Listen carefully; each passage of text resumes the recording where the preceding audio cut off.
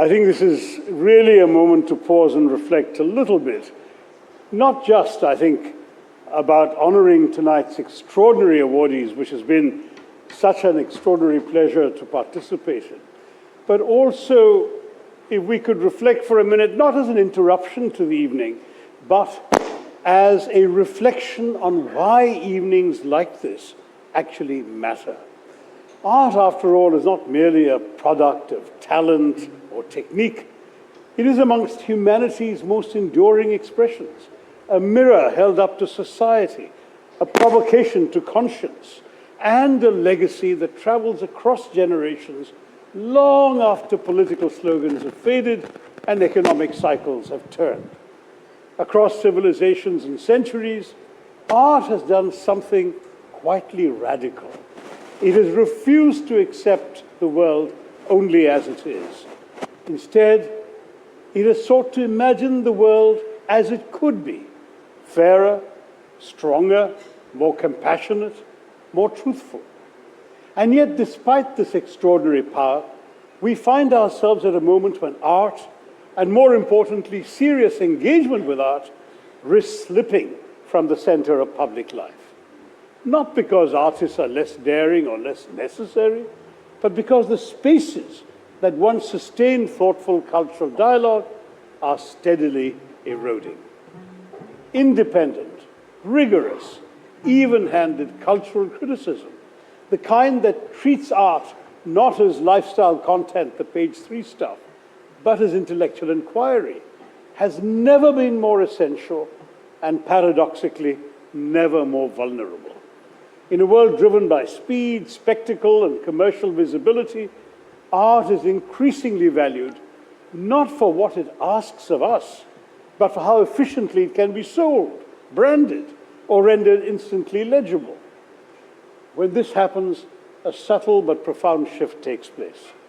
A small number of commercially powerful actors begin to dominate the narrative. Certain artists are repeatedly amplified, certain aesthetics endlessly circulated, until they appear to represent the entirety of contemporary practice. Meanwhile, countless others, younger artists, Dalit artists, regional voices, tribal artists, experimental practitioners, those unwilling or unable to conform to market expectations, they remain unseen, unheard, unsupported.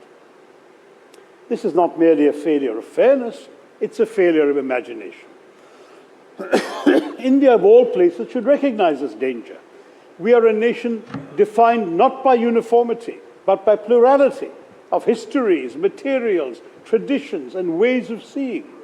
From cave paintings to courtly miniatures, from folk practices to modernist rupture, Indian art has always thrived on conversation, on contradiction, and on coexistence. This is why I think the NDTV Masterstroke Art Awards are not simply timely, but are necessary. It matters also because recognition itself is a form of justice. Too many artists labor for years, sometimes decades, without acknowledgement beyond a small circle of the devoted. By placing their work at the center of public attention today, by naming excellence and celebrating it openly, platforms such as NDTV affirm that artistic labor has value, dignity, and consequence. These awards do not merely spotlight individual achievement, they signal that art and those who devote their lives to art deserve to be seen, to be remembered, and to be taken seriously. Conceived as more than just an award ceremony, Masterstroke, as I understand it and why I'm here today, asserts that something deeply important is happening, that art is sustained by entire ecosystems, not by markets alone, that artists do not emerge in isolation, but are shaped by teachers, critics, curators, patrons, institutions, spouses, as we heard today, and crucially, by audiences who are invited.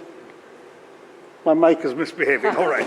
By audiences who are invited to engage with seriousness and curiosity. It is particularly fitting that this initiative comes from NDTV, an institution that has long understood that journalism is not merely about reporting events, but about shaping public consciousness. Since its inception, NDTV has invested in credibility, depth, and thoughtful storytelling, recognizing that a society's cultural and intellectual life is as vital to its democracy as its politics or economy. In many ways, journalism and arts share a common ethical core. Both ask us to look again. Both resist simplification. Both insist that truth is rarely singular and never simple. This evening, as we celebrate excellence, we're also making a quiet but powerful statement that art deserves time, attention, and seriousness. That cultural coverage is not a luxury, but a necessity.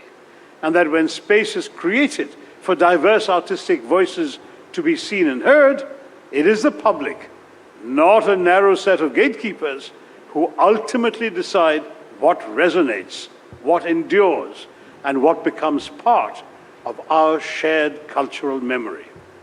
If we fail to protect this space, our world does not become more efficient or more modern, it becomes thinner, less curious, less humane. But if we succeed, if we restore room for thoughtful engagement, critical dialogue, and imaginative risk, we open doors for artists working at the fringes of attention, and we enrich the cultural lives of all who encounter their work.